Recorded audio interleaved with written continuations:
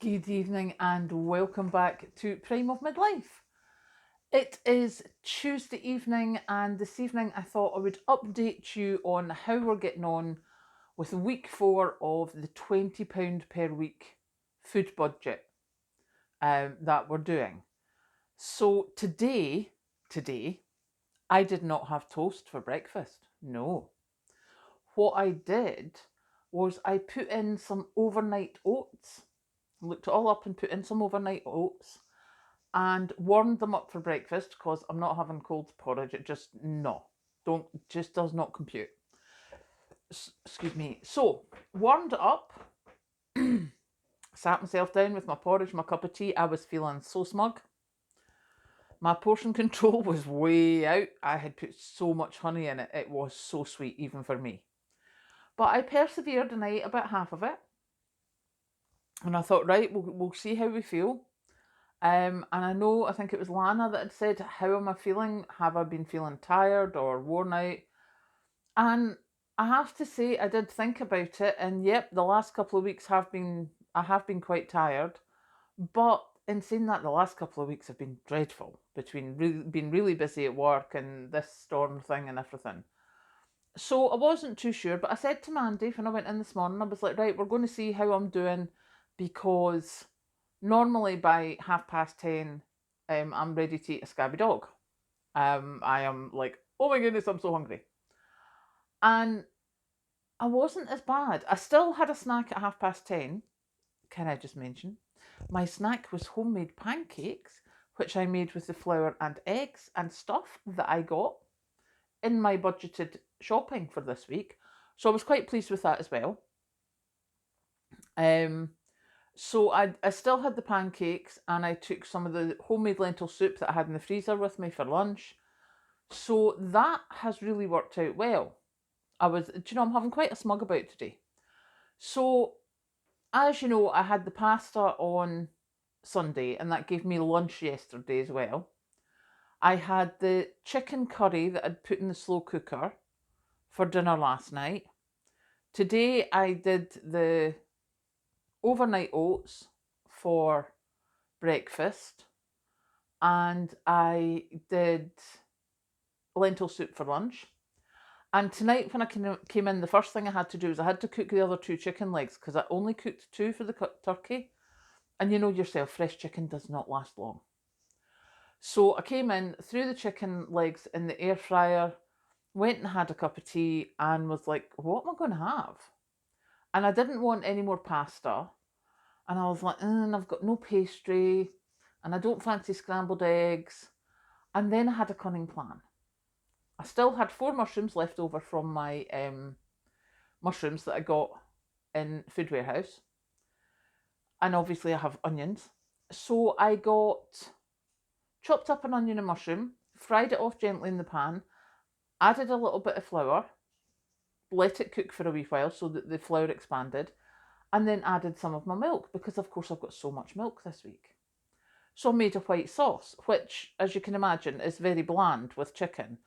But no, I put salt and pepper and paprika. Look at me using spices. Really, really chuffed with myself.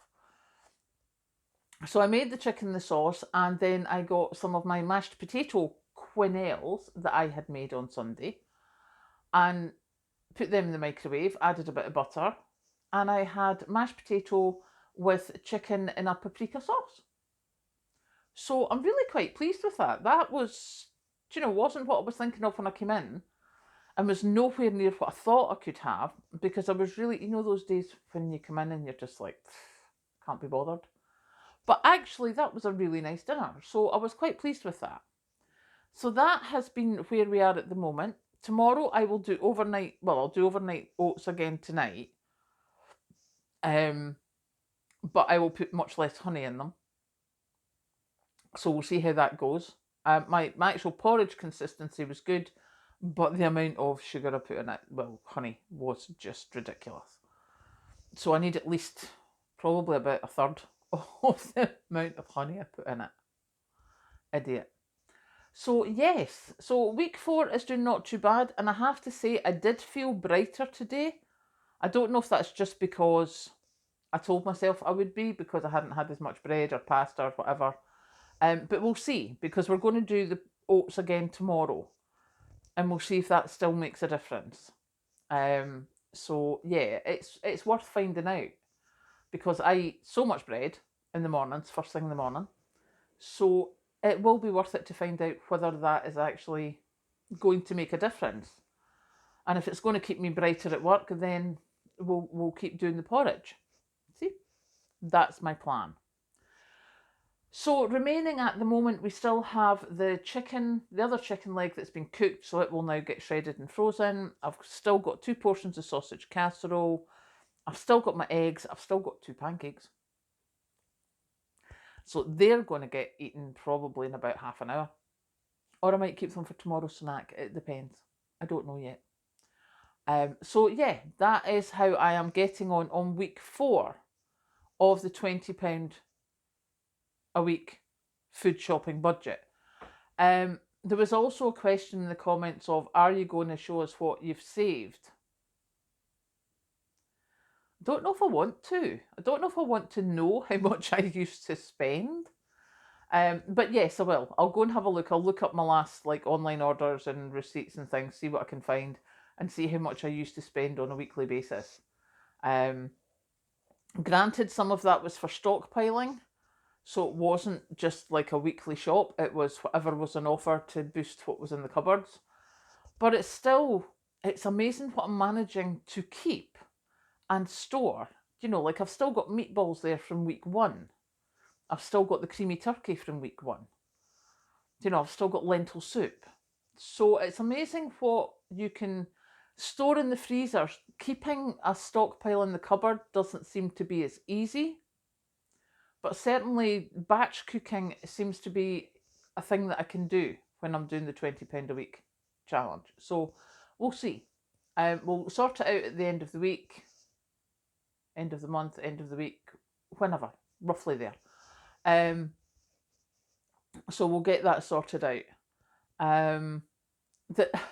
The other thing, just for, oh my goodness, if you've seen the news in Britain today, the Joseph Rowntree Foundation, which is a big charity thing that looks at what's happened to the poor, has said destitution, which means you don't have proper somewhere to live, or you can't afford to live somewhere, you can't afford to keep yourself clean, and you can't afford heat and light. One of those things. It's got specifics. The number of people in destitution, yes, they are now using a Victorian term. It's so bad. The number of people in destitution has risen from 1.7 million in 2017 to 3.8 million now. I mean, it's just ridiculous. And the stupid thing is that you don't actually realise the difference until you sort of look at it and go, that's something like over 200,000 people. Millions just seem to go over people's heads. This is an increase of over 200,000 people.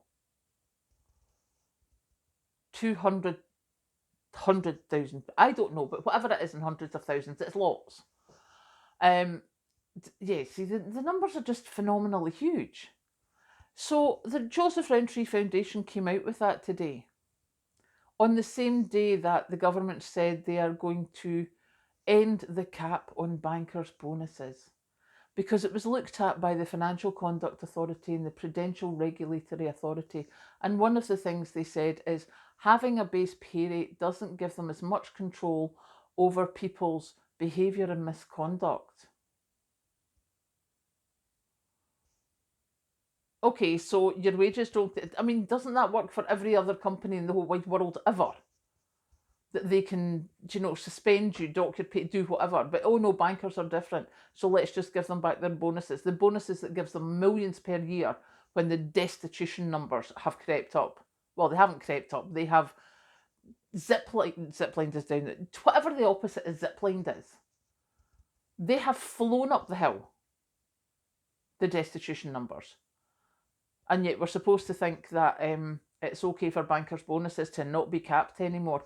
Oh, and let's not do the no-fault evictions. That was going to get stopped, 3 years ago? Uh-huh. But it's not getting done now because the laws need to change. The legal system needs to come up to date. Uh-huh. Do not even at me on that one. Honestly. Right, now that I've got myself all stressed, I shall go make myself another cup of tea and have a complete smug about how well I did with today's food. Catch you later.